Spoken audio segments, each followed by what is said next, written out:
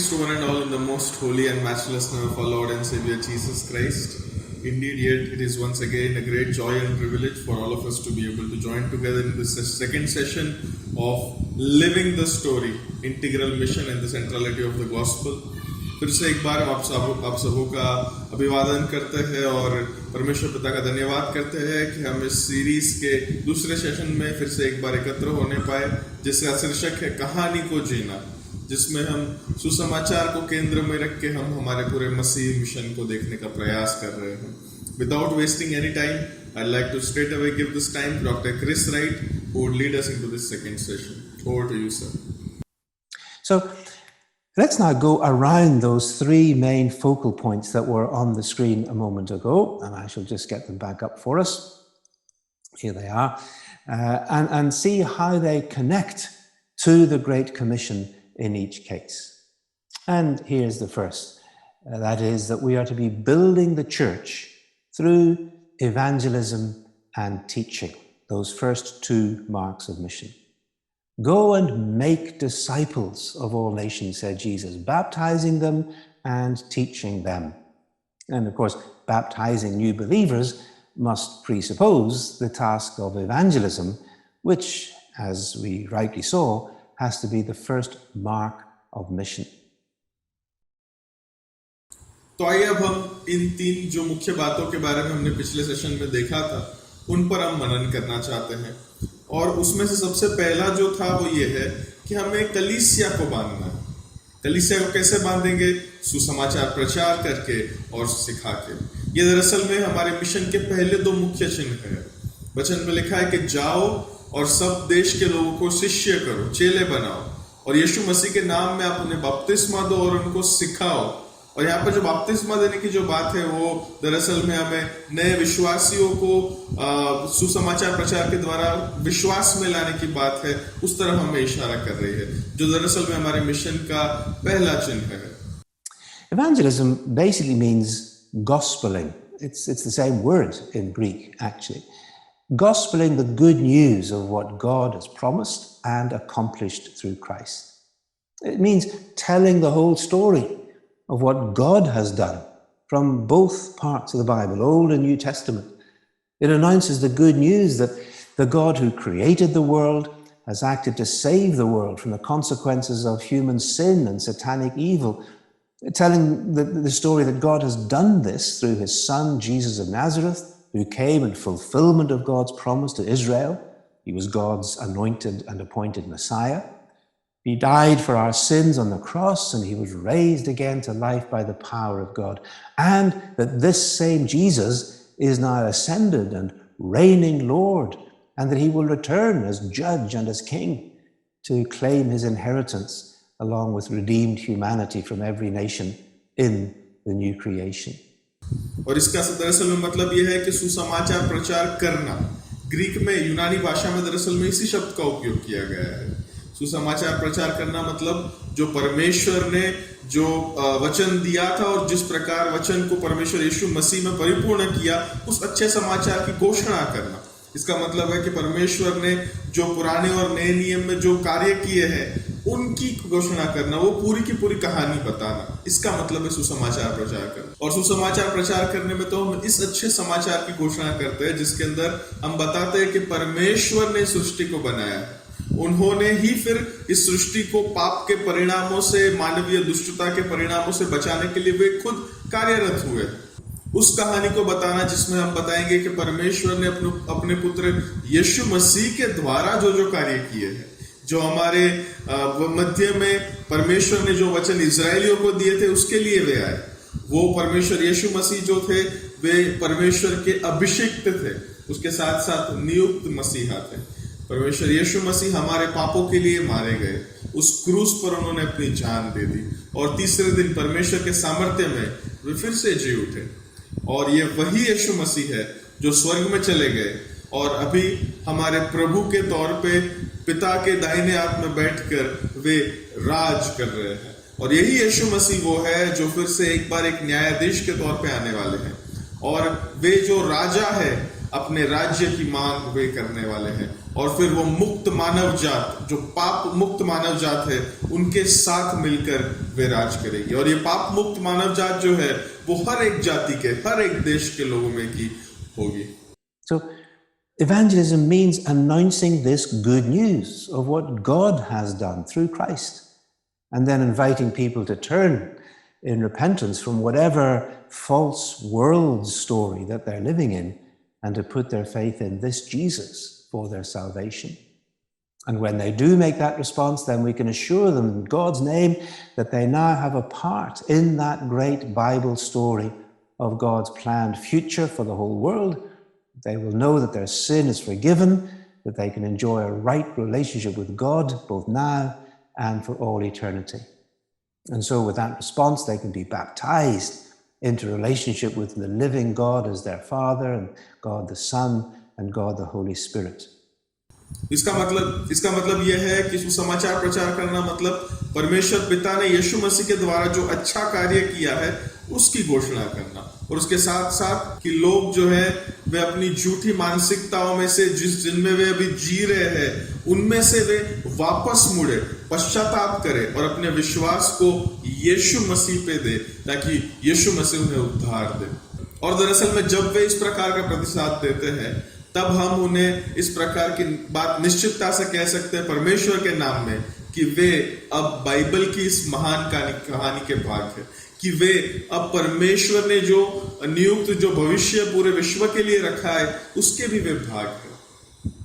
वे जानेंगे कि उनके पाप माफ हो चुके हैं और वो अब परमेश्वर के साथ एक सही संबंध में आगे बढ़ सकते हैं अनंत काल के लिए। और इसीलिए इस प्रतिसाद के साथ फिर उनको परमेश्वर पिता के साथ एक सही संबंध में उनको बपतिस्मा दिया जा सकता है, जहां पर त्रिएक ईश्वर मतलब कि ईश्वर पिता, ईश्वर पुत्र और ईश्वर पवित्र आत्मा के साथ के संबंध में वे वापस जुड़ जाएंगे। So, you see, when I talk about the centrality of the gospel, by the gospel, I don't just mean a formula, just a prayer that will somehow get us up into heaven. No, according to the New Testament, the gospel means this good news of actual events, the historical events through which God has acted to save the world. The gospel is the Bible's cosmic story of the redemption of all God's creation, promised in the Old Testament, accomplished by the death and resurrection of Jesus the Lord, and embodied in the kingdom of God that is at work in the world and will one day be consummated at Christ's return in glory. So evangelism is announcing those events, telling that story, God's story. And that good news, as Paul says, is the power of God unto salvation. अब आप समझिए, मैं जब सुसमाचार को केंद्र में रख के एक बात करता हूं तब सुसमाचार का मतलब ये कोई एक सूत्र नहीं है या फिर कोई एक ऐसी प्रार्थना नहीं है जो आप दिन में इतने बार बोल के फिर आप स्वर्ग में चले जाओगे। नहीं, नए नियम के अनुसार सुसमाचार का मतलब है जो अच्छा समाचार दरअसल में हुआ, घटनाओं में हमें इसकी सबूत मिलते हैं। इतिहास में हम देखें कि जो कार्य परमेश्वर ने इस पूरी दुनिया को बचाने के लिए किया वो ऐतिहासिक एक कार्य है, एक ऐतिहासिक घटना है। ये जो सुसमाचार है वो दरअसल में बाइबल की पूरी एक सृष्टि की महान कहानी है, जिसमें हम सबसे पहले देखते हैं कि परमेश्वर इस पूरी सृष्टि का छुटकारा कैसे करेंगे। शुरुआत में परमेश्वर की बनाई गई सृष्टि की बात है, उसके बाद पुराने नियम के वचनों की बात है, उसके बाद वो जो वचन जो पुराने नियम में दिए थे वो मसीह यीशु हमारे प्रभु के जीवन, मरण और पुनरुत्थान के द्वारा परिपूर्ण होते हैं। और फिर परमेश्वर का जो राज्य है वो पूरे संसार में हम पहन के निकलते हैं और एक दिन ये पूरा जो राज्य है वो अंततः मसीह जब वापस आएंगे अपने महिमा में तब उनमें मिल जाएगा। ये सुसमाचार। इसका मतलब यह है कि सुसमाचार प्रचार करने का मतलब यह है कि इन बातों की हम घोषणा करें, इस कहानी को हम बताएं, परमेश्वर की कहानी को। और वो अच्छा समाचार जिस प्रकार पौलुस कहता है कि वो सुसमाचार परमेश्वर का सामर्थ्य हमारे लिए उद्धार प्राप्त करने के लिए। And here's one other thing. When I speak about the centrality of the gospel, I don't mean a center that makes everything else just peripheral, just marginal, unimportant, out there, far away from the center. No, I mean central in the way that a hub is central to a wheel. You see, a wheel is an integrated functioning object with a rim, a tire that's in contact with the road, but that full circle of the rim and the tire must be connected at every point to the hub at the center of the wheel through the spokes. And in that sense, the hub is the integrating center of all that a wheel is and does. And then, of course, if it's the wheel of a car, that hub is connected to the engine, which is transmitting the power from the engine to where the rubber hits the road, as we might say.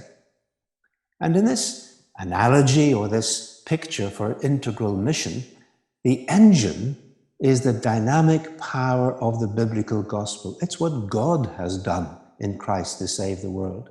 And the hub, well, that's our sharing of that good news, transmitting, as it were, the power of the gospel into the world. And the rim or the tire, well, that's the embodiment of the gospel in the world, in the context, in life and work, and in all our engagement with our society and our culture.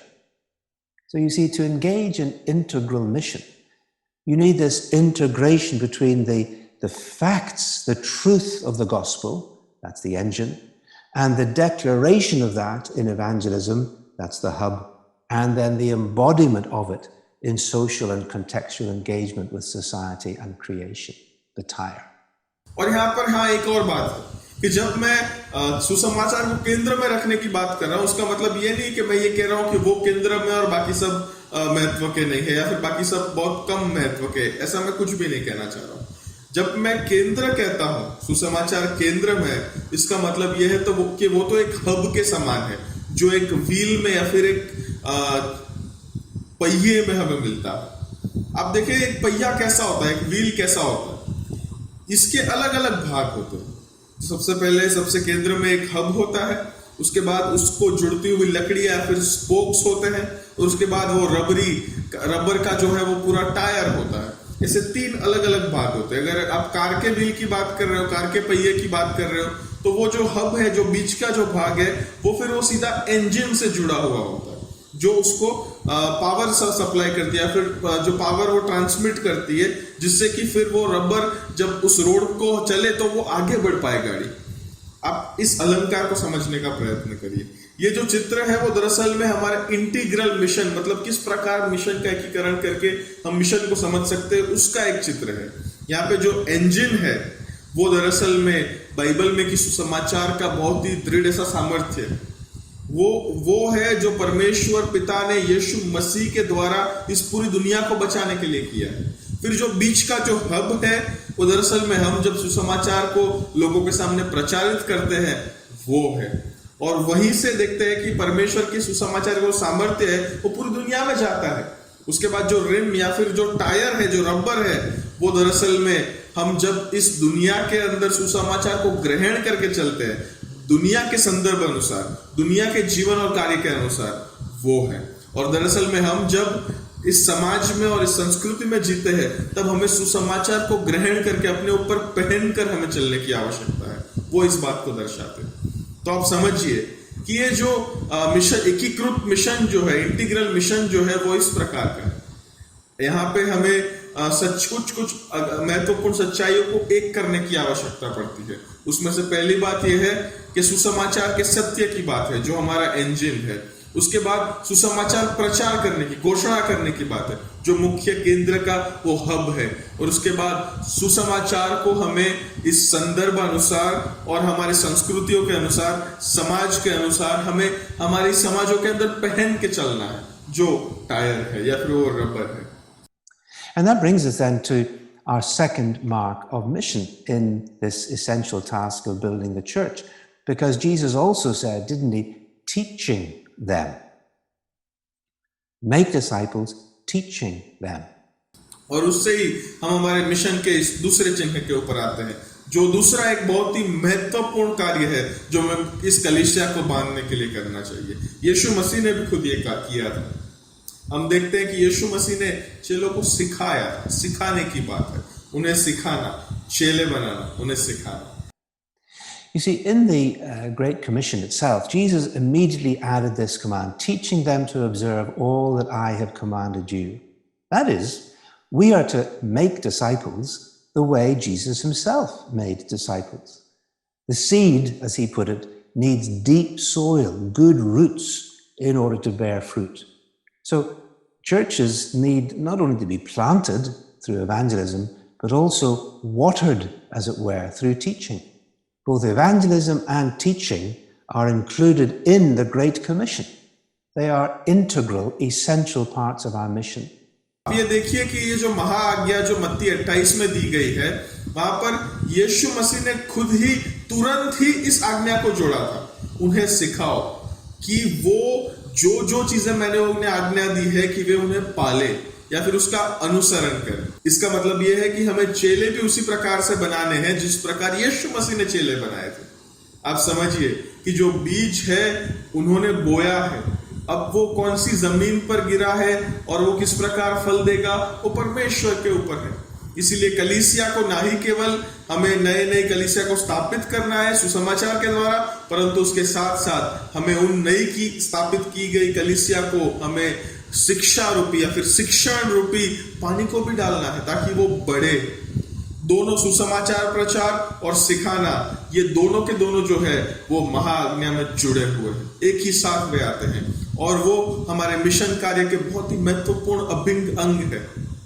और ये तो दरअसल में परमेश्वर के mission के भी अंग है, क्योंकि परमेश्वर पिता ने खुद जो है वो हम जैसे लोगों को मसीह में विश्वास में ही नहीं लाते, परंतु उसके साथ साथ हमें मसीह की परिपक्वता में लाते हैं ताकि हम मसीह में बढ़ते जाए। और वो कैसे करते हैं? पवित्र आत्मा जो हमारे अंदर रहता है, पवित्र आत्मा के कार्य से करते हैं। पवित्र आत्मा के द्वारा हमें वे भेंटें देते हैं और उसके साथ साथ सामर्थ्य देते हैं ताकि हम उनके फलों को हमारे जीवन में प्रदर्शित कर सकें।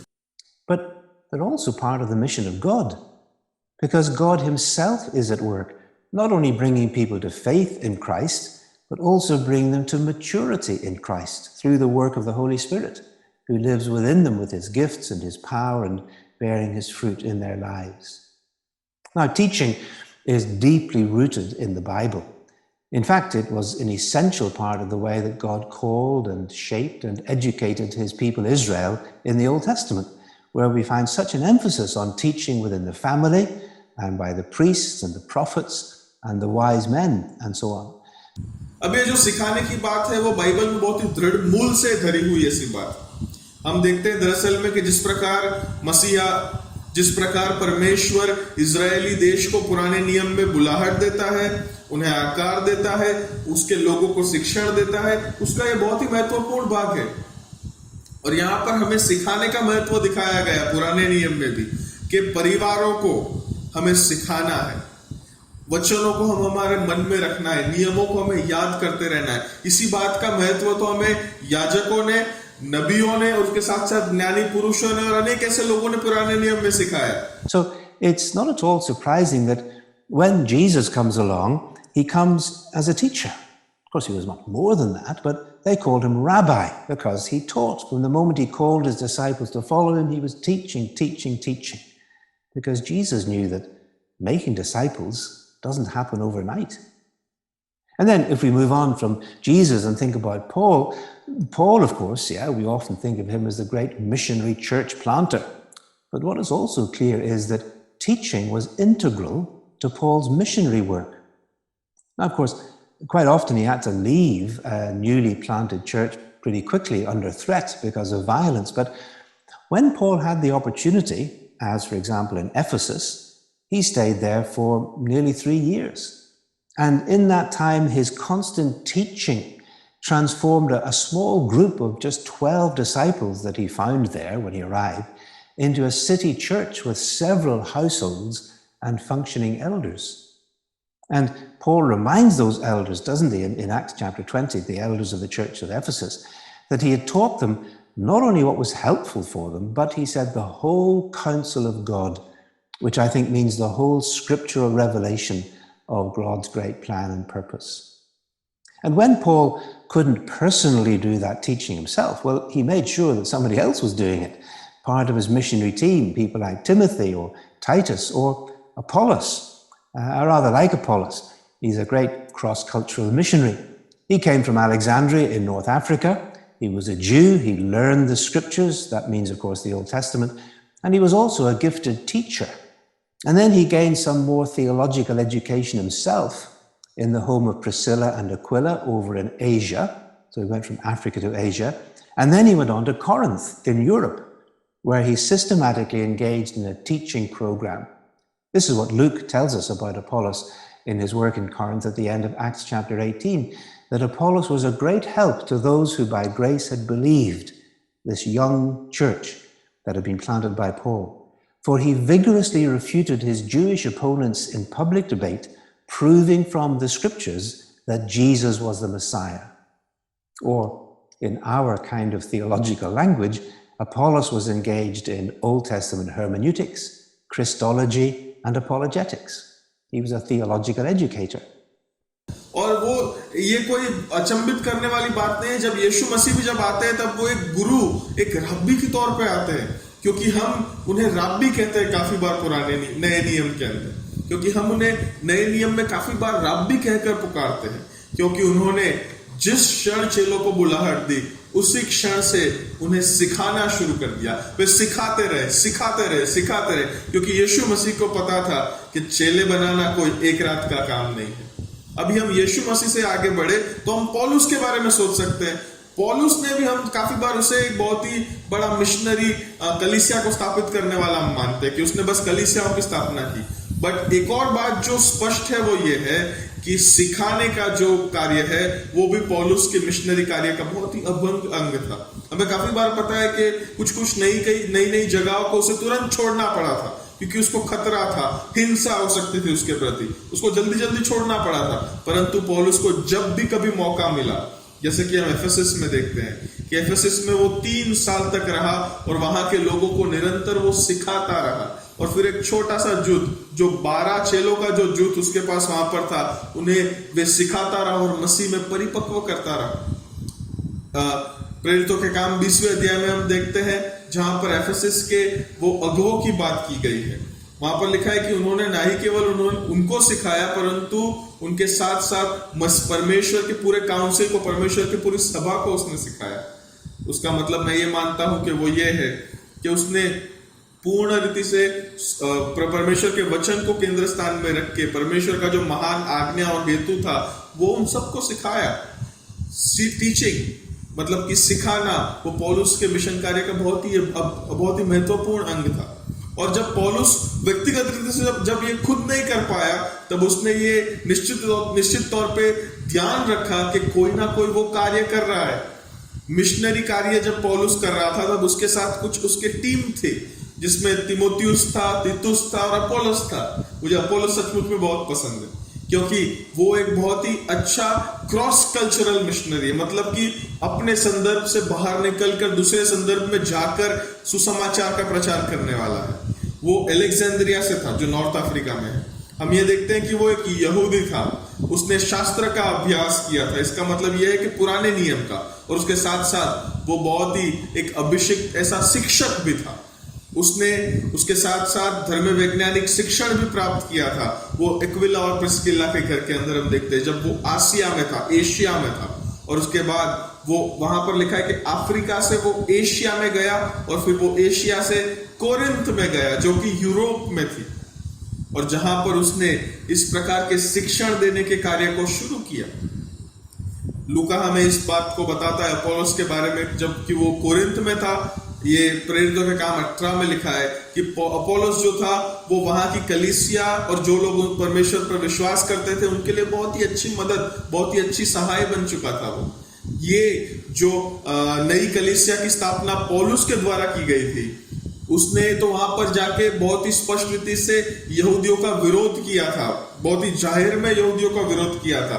उनके साथ दलीलें की थी वचनों में से कि यीशु मसीह आए, और जिस प्रकार के, और उसके विपरीत हम देखते हैं कि जब अपोलोस वहां पर पहुंचता है तो अपोलोस एक धर्म वैज्ञानिक भाषा में पुराने नियम का सही मतलब हम कैसे समझ पाए, मसीह का मतलब हम पुराने नियम से कैसे समझ पाए, एक मसीही होकर हम हमारे विश्वास को कैसे बचा पाए, इस प्रकार की दृष्टिकोण से वो आगे बढ़ता है। वो तो एक धर्म वैज्ञानिक शिक्षण देने वाला था। Now, here's my point. Paul and Apollos were both obeying the Great Commission. Because Later on, when the Christians in Corinth divided up into factions, with some boasting their loyalty to Paul and some saying, no, we like Apollos better, Paul wouldn't allow it. Yes, Paul was the evangelistic church planter, and yes, Apollos was a theological church educator, but they shared a common mission.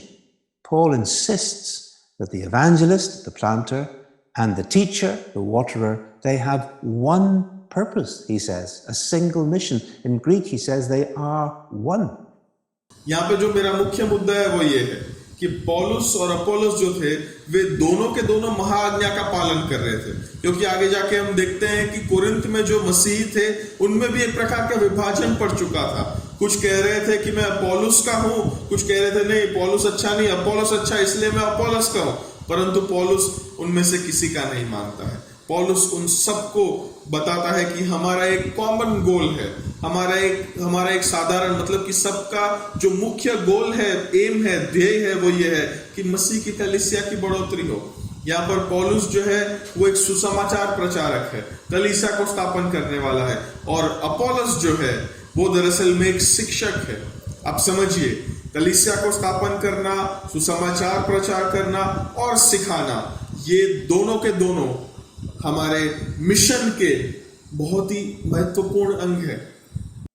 So that's why I think that we need to recognize that teaching within the church, whether it comes from pastor, from the pulpit, or in a seminary, in a theological college, theological education as we now call it, is an intrinsic part of mission.